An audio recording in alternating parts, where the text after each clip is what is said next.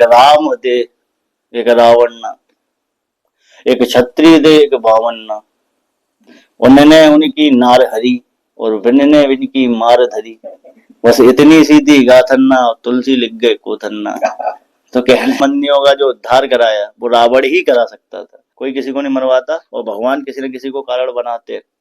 उत्तम अवस्था है मृत्यु की कि आप ईश्वर के हाथों से मृत्यु प्राप्त करें। दो ही ऑप्शन थे जो श्राप लगा था संघर्ष ऋषियों का, तो यही था कि या तो आप कई जन्मों तक भक्त बन के मुक्ति प्राप्त कर सकते हैं और वैकुंठ वापस जा सकते हैं, या फिर आप 3 जन्म में वैर भाव रखें, दुश्मनी रखें और फिर मुक्ति प्राप्त कर सकते हैं। रावण का ये योगदान रहा कि रावण एक तरीके से सीता माता का पिता भी माना जा सकता है। बात करें तो रावण भी तो हरि का भक्त था।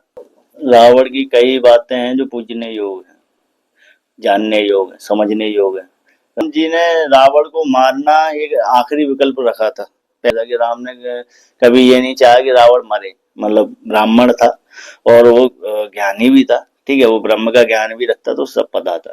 जो आप जलाते हैं तो कौन है राम? आज की स्थिति में अगर हम देखें तो जितने भी पुतले जलाते हैं उसमें से कोई राम है नहीं है, ठीक है। राम के आदर्शों पे चलते नहीं चलते, क्योंकि राम भी एक आदर्शवादी थे और एक पुरुषों में उत्तम संज्ञा रखा। और ऐसे खलनायक को मारने के भी बाद उन्हें पता था कि रावण का क्या महत्व है। तो हम खुद स्वयं रावण है और राम भी है, तो हमें देखना। और रावण के पास वो सारी क्षमताएं थी, वो सृष्टि का पूरा चक्र बदल के रखते। जैसे आज राम को अपना आदर्श मानते हैं, तो क्या रावण को भी आदर्श मान सकते हैं? रावण को रावण के ससुराल में बिल्कुल उसे आदर्श माना जाता है, पूजा पाठ की जाती है। दशहरा में हम रावण का दहन करते हैं यहाँ पुतला, और वहाँ रावण की पूजा पाठ की जाती है, उसको आदर्श के रूप में माना जाता है। जैसे आपने बताया रावण के इतने सारे गुण थे, रावण इतना ज्ञानी था, हर चीज थी रावण के पास, तो दशहरा के दिन अगर हम रावण का पुतला दहन नहीं करें तो हम क्या करें? अगर दशहरा के दिन आप रावण का पुतला दहन कर रहे हैं तो वही दशहरा नहीं होता। पहले कहें तो रावण था, लेकिन राम को अगर हम भगवान की संज्ञा देते हैं, भगवान के दृष्टिकोण से देखते हैं, तो भगवान से ऊपर तो कोई नहीं, या नहीं भी हो। लेकिन सबसे बड़ी बात इंपॉर्टेंट ये है कि वो 10 दिमाग रखता था। तुम एक रखते हो और एक पे इतना इतराते हो, वो 10 रखता था, तो सोचो कितना कितना उसके इतना आना भी जरूरी। उसके पास वो पावर थी, वो 10 लोगों की सोच एक साथ समझ सकता था, सोच सकता था। बैठे शांत, क्योंकि मृत्यु को चुनी है, क्योंकि इनने मृत्यु ही चुनी है और इनने हरण ही किया। वो सीता का हरण नहीं है।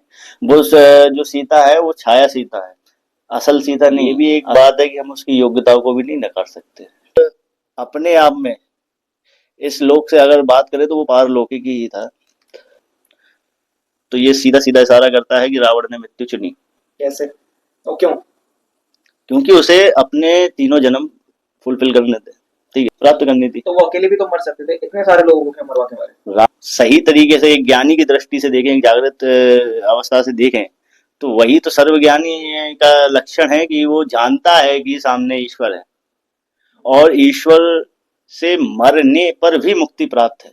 वो अच्छे से जानता है इस बात को। रावण इस बात को बखूबी, लेकिन रावण के पास सबसे बड़ा जो लक्ष्य था वो ये था कि खुद की मुक्ति, अपने लोगों की मुक्ति, तो उसको वो पहले लेके चलता था। जैसा कि हम हमेशा रावण को खलनायक के रूप में ही देखते हैं, क्या हम उनकी योग्यता से कुछ सीख सकते हैं या हमें कुछ सीखने को मिलता है, या ऐसे उनके कोई गुण जो हमें सीखने चाहिए? तो खलनायक का खिताब रावण को दिया गया है, ठीक है, ये कोई अलग बात नहीं, सभी जानते हैं रावण खलनायक के रूप में ही जाना जाता, देखा जाता है। लेकिन उसकी योग्यताओं को भी हम नकार नहीं सकते। उसमें ऐसी ऐसी योग्यताएं थी, जैसे कि शिव तांडव स्तोत्र रावण ने रचा।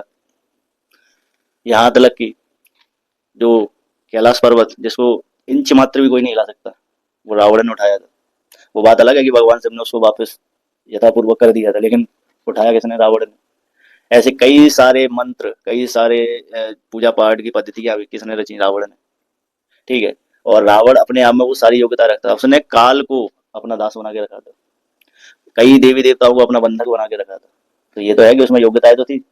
और ये रावण के ही नजरिए से अगर आप देखें कि रावण ने खुद बोला कि जो मुझे सिद्धियां प्राप्त हुई हैं, जो मुझे शक्तियां प्राप्त हुई हैं, वो ऐसे दान में नहीं मिली, वो उसने अपनी अपने दम पे, अपनी तपस्या के दम पे उनको हासिल किया, ठीक है। तो ये बिल्कुल नकार नहीं सकते कि रावण में योग्यता नहीं थी, रावण में योग्यताएं थी और उन योग्यताओं से हम सीख सकते हैं, ठीक है। और रावण के अंदर ज्ञान था, रावण इतना ज्ञानी था, रावण प्रकांड पंडित बताया जाता तो वो प्रकांड पंडित था। रावण में ये ज्ञान था, उसे ये पता था कि सामने ईश्वर है, परमेश्वर है, और उसी के द्वारा उसका उद्धार हो सकता है। इस बात को वो ध्यान रखते हुए ही अपना जो क्रियाकलाप किया, उसने अपनी जो लीलाएं रची हैं वो इसीलिए रची हैं। देखो, ये किसी साधारण पुरुष का लक्षण हो ही नहीं सकता कि वो इतने बड़े लेवल पे मतलब अपना संहार करवाए या दिमाग बिल्कुल मूर्खों की तरह चलाए। नहीं, उसको पता था कि वो राक्षस जाति में उसका जन्म हुआ, ठीक है, ब्राह्मण था निसंदेह, ऋषि उसके पिता थे, लेकिन माता जो थी वो राक्षसी, और उसका जो लालन पोषण ज्यादातर देखा जाए तो असुरी प्रवृत्तियों में ही हुआ। वो जानता था, और उसे ये भी पता था कि इन असुरी प्रवृत्तियों में कितने सारे हैं उसके रिश्तेदार, भाई बंधु सभी, तो उन सबका ही उद्धार वो ही करा सकता था, रावण ही करा सकता था।